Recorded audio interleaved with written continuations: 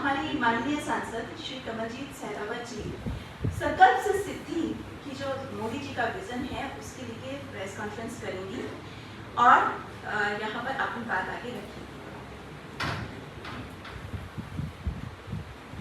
नमस्कार साथियों,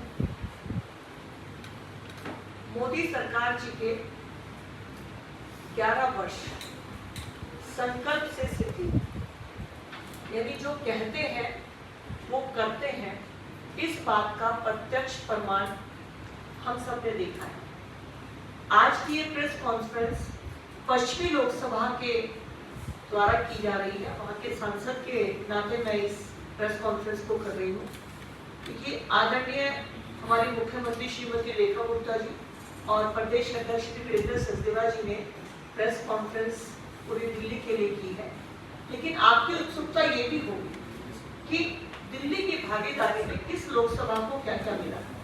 तो आज उसी प्रक्रिया में आज हम पश्चिमी लोकसभा की प्रेस कॉन्फ्रेंस कर रहे हैं और मेरे साथ यहाँ मंच पर मेरे दोनों साथी पश्चिमी जिला से जिलाध्यक्ष भाई चंद्रपाल बख्शी जी और नजफगढ़ जिला से हमारी बहन जिलाध्यक्ष बहन राज शर्मा जी के साथ हमारे दोनों जिलों के मीडिया प्रभारी पंकज जी नजफगढ़ से और अमरजीत जी वेस्ट से यहाँ पर हैं।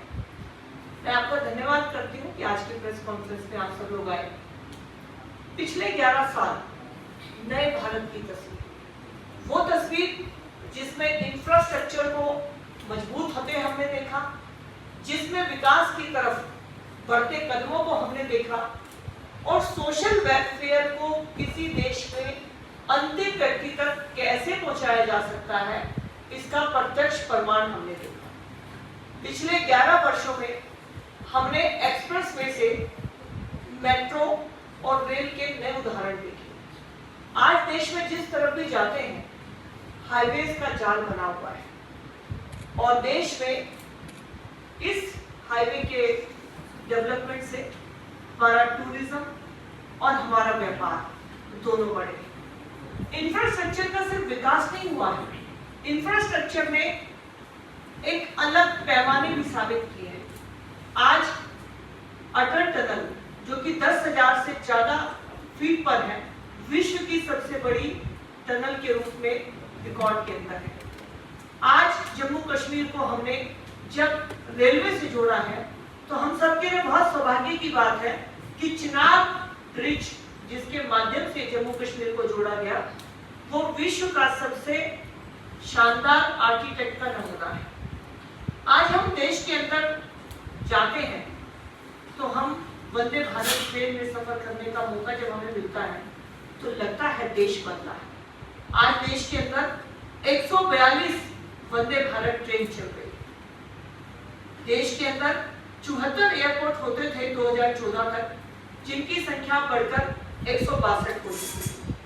मेट्रो पहले 5 शहर के अंदर थी और आज 23 शहरों से इसका गिनती हम कर सकते हैं। टेक्नोलॉजी के कदम, कभी साफ सफेदों का देश कहा जाता था भारत को, लेकिन आज हमारा यूपीआई सिस्टम, हमारा डिजिटल सिस्टम पूरे विश्व में 1 नंबर पर है।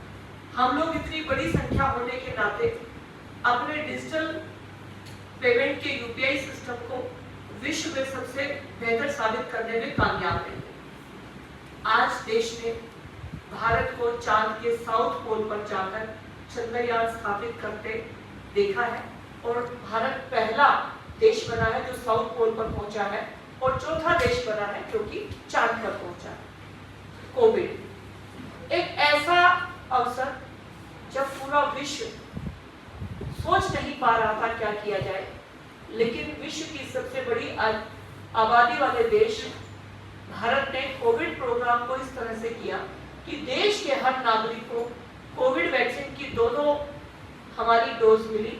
लेकिन सिर्फ भारत को मुफ्त नहीं मिली, 100 से ज्यादा देशों को प्रधानमंत्री जी ने इन कोविड वैक्सीन को बिना कीमत लिए मुफ्त में दिया और शायद इसी का हमें परिणाम देखने को मिला जब एक देश के राष्ट्रपति ने प्रधानमंत्री जी के एयरपोर्ट पर पैर छुए। इसलिए नहीं था कि देश हमारी ज्यादा जनसंख्या का है और उनका छोटा है, ये इसलिए था कि भारत के प्रति उनका सम्मान था। जम्मू कश्मीर, जितने भी बाबा साहब भीमराव अम्बेडकर जी के बनाए संविधान के बाद जितने भी नियम बने, जितने भी नोटिफिकेशन आए, उन सब के अंदर लिखा होता था कि ये अधिनियम या ये रूल पूरे भारत में माना जाएगा, लेकिन ब्रैकेट में लिखा होता था सिवाय जम्मू कश्मीर। तो बाबा साहब अम्बेडकर जी की जो सोच थी कि भारत एक होना चाहिए, धारा 370 और 35 का कोड हटाकर देश के प्रधानमंत्री जी ने संविधान में भारत को एक जैसा दर्जा देने का काम किया। हमारे देश की संस्कृति सदियों पुरानी है और इसीलिए विकास और विरासत दोनों साथ चले, ये प्रधानमंत्री जी और पूरी सरकार की कोशिश रही। हमारे सभी धार्मिक स्थानों को जोड़ा गया अच्छे हाईवेज के साथ, अच्छे टूरिज्म के ऑप्शंस के साथ में, और आज भारत विरासत को साथ लेकर चलने वाला देश बना है। डॉक्टर भीमराव अम्बेडकर, कांग्रेस ने उनके नाम से बनाया जरूर, लेकिन उनके जन्म स्थान से लेकर शिक्षा भूमि, दीक्षा भूमि, सभी को लेकर जो पंच तीर्थ निर्माण करने का काम किया, वो भारत की पिछले 11 साल में प्रधानमंत्री नरेंद्र मोदी जी की सरकार ने। हमने G20 में अध्यक्षता करते देखा भारत को, और वो पल गौरव के थे जब भारत अग्रणी भूमिका में G20 में था। Make in India, vocal for local और लोकल फॉर ग्लोबल, देश को किस तरह से स्वनिर्मित वस्तुओं के प्रति प्रेरित करना और देश को किस तरह से इनके निर्माण के लिए आगे बढ़ाना, ये सब हमने देखा है। प्रधानमंत्री जी का नारा है ज्ञान, गरीब, युवा, किसान, महिला, ये सब देश में हमने होते देखा। अब जब हम दिल्ली की बात करते हैं, क्योंकि हमारे प्रदेश अध्यक्ष और हमारी मुख्यमंत्री जी दिल्ली के हुए काफी कामों को आपके बीच में रख चुके हैं, मैं चर्चा करना चाहूंगी पश्चिमी लोकसभा में जो क्षेत्र हमारा आता है वहां पर क्या क्या काम। भारत वंदना पार्क 500 करोड़ की लागत से एक ऐसा पार्क जिसका अगले महीने शुरुआत होने वाली है, और जो विश्व का ऐसा पार्क बनेगा कि विश्व में अगर भारत को देखते हुए पहला टूरिस्ट स्थान को देखने के लिए जब गूगल करेगा तो उसमें भारत वंदना पार्क नजर आएगा। यशोभूमि कन्वेंशन सेंटर इस तरह का जिसमें विश्व के किसी भी हाई लेवल की बिजनेस मीट को या प्रोग्राम को हम कर सकते हैं। और आपको जानकर बहुत खुशी होगी कि यशोभूमि जो 26,000 करोड़ का प्रोजेक्ट है, उसका एक पार्ट यशोभूमि के रूप में जब शुरू हुआ है तकरीबन 6,000 करोड़ की लागत से, तो रोज यहाँ पर कुछ ना कुछ इंटरनेशनल इवेंट होते हैं। द्वारका के अंदर गोल्फ कोर्स सेक्टर 32 के अंदर बनाया गया, मल्टी स्पोर्ट्स एरिना सेक्टर 19 के अंदर बनाया जा रहा है। एक ऐसा स्पोर्ट्स ग्राउंड जिसमें कि हाइड्रोलिक सिस्टम होगा और इसमें क्रिकेट और फुटबॉल दोनों में 40,000 की क्षमता के साथ दर्शक बैठ सकेंगे। और ये हमारा मल्टी स्पोर्ट्स एरिना अगले कुछ महीनों में बनकर तैयार हो जाएगा। सेक्टर 23, सेक्टर 24 इनके अंदर स्पोर्ट्स कॉम्प्लेक्स बनकर तैयार हो गए, और हर स्पोर्ट्स कॉम्प्लेक्स 3 से 4 अलग अलग गेम्स को डेडिकेटेड, कहीं पर फुटबॉल होगा, कहीं पर हॉकी होगी, कहीं पर स्विमिंग होगा। तो यानी बच्चों को जो भी गेम चाहिए लोकल लेवल पर, वो सब द्वारका के अंदर बने हुए 5 स्पोर्ट्स कॉम्प्लेक्स में जाकर अपने गेम की प्रैक्टिस कर सकते हैं। कम्युनिटी हॉल द्वारका के अंदर sector 3, sector 9, sector 13, sector 18, sector 24, पश्चिम बिहार और राजौरी गार्डन, ये कम्युनिटी हॉल केंद्रीय सरकार की तरफ से पश्चिमी लोकसभा को मिला। जैसा कि हमें पता है, शिक्षा के ऊपर न्यू एजुकेशन पॉलिसी लाने के लिए IIM और IIT बढ़ाने का काम प्रधानमंत्री जी ने किया है, और इसी कड़ी में हम पश्चिमी लोकसभा के लोगों को 2 कॉलेज, रोशनपुरा नजफगढ़ के अंदर वीर सावरकर कॉलेज और द्वारका के अंदर वेस्ट कैंपस का नींव रखी जा चुकी है, और कार्य बहुत तेजी से चल रहा है। पश्चिमी दिल्ली में अनऑथराइज्ड कॉलोनी का एक बहुत बड़ा नंबर है। जहां के लोगों के पास मालिकाना हक नहीं था। तो पीएम उदय योजना, इस योजना के माध्यम से अनऑथराइज्ड कॉलोनी में रहने वाले लोग अपने घर की रजिस्ट्री पा सकते हैं। और रजिस्ट्री पाने का मतलब है कि वो बैंक लोन और बाकी सुविधाओं के लिए जा सकते हैं। तो पीएम उदय पश्चिमी दिल्ली की लोकसभा में अनऑथराइज्ड कॉलोनी को बहुत बड़ी सौगात केंद्र सरकार की तरफ से मिली है। दिल्ली देहात का एक बहुत बड़ा हिस्सा पश्चिमी लोकसभा में आता है। पिछली सरकार और पश्चिमी दिल्ली के पार्कों के अंदर सभी पार्कों को अलग अलग थीम के ऊपर डेवलप किया गया है और डेवलप करने के साथ ही वहां पर जिम, झूले, इस तरह के सभी काम हो, इसको पूरी सरकार की तरफ से ध्यान दिया जा रहा है। अब मैं एक महिला सांसद हूं, तो मैं प्रधानमंत्री जी का धन्यवाद महिलाओं के प्रति उनके सोच और उनके कामों को भी जरूर उनका धन्यवाद करना चाहूंगा।